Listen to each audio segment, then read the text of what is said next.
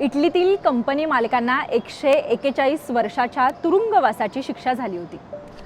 कारणही तसंच आहे, कारण की त्यांची केमिकल बनवण्याची फॅक्टरी होती आणि त्या केमिकलमुळे तिथल्या स्थानिकांना कॅन्सर होत होता। हे तुम्हाला सांगण्याचं कारण म्हणजे तीच इटलीतील मिटेनी फॅक्टरी आता कोकणात येते। कोकणातल्या रत्नागिरीत लोटे MIDCत हा प्रकल्प उभा केला जाणार आहे अशी चर्चा आहे। खरं तर कोकणवासी हे मुंबईत येतात ते उदरनिर्वाहासाठी, त्याच्यामुळे नवीन प्रकल्प उभे करा आणि आम्हाला रोजगार मिळवून द्या अशी मागणी नेहमीच केली जाते। पण या येणाऱ्या कंपनीला विरोध का होतोय, त्यामागचा इतिहास काय आहे ते आपण या व्हिडिओत पाहणार आहोत। हाय हॅलो नमस्कार, मी जयती, आपण पाहत आहात ABP माझा। इटलीतील मिटेनी ही केमिकल फॅक्टरी बनवायची कंपनी होती। ती घातक रसायनं बनवायची।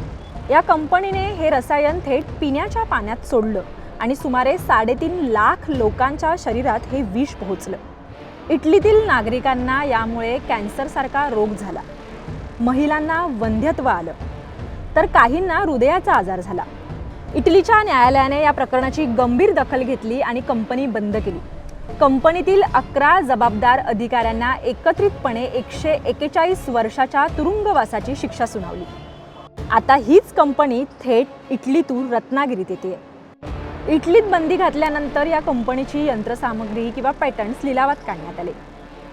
लक्ष्मी ऑर्गॅनिक्स या एका भारतीय कंपनीने ही सगळी यंत्रसामग्री विकत घेतली आणि ती आता रत्नागिरीच्या लोटे MIDCमध्ये आणण्याचा त्यांचा प्लॅन आहे। सर्वात भीतीदायक बाब म्हणजे ज्या कंपनीमुळे इटलीत हाहाकार माजला, त्या रसायनावर नियंत्रण ठेवण्यासाठी भारतात सध्या कोणताही ठोस कायदा नाहीये।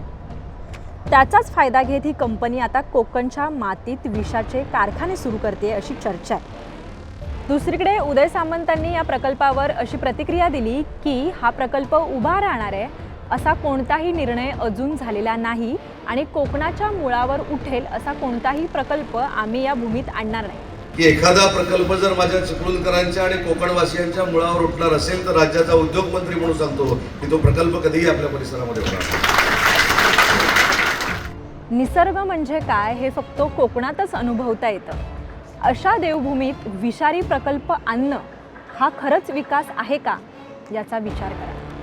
कारण कोकणकरांसाठी ती फक्त जमीन नाही, तर ती त्यांची आई आहे। कोकणातली माणसं एक वेळ भाताची पेच खाऊन दिवस काढतील, पण त्यांच्या प्रेमळ आणि जीवाभावाच्या निसर्गावर घाला घालू देणार नाही हे नक्की।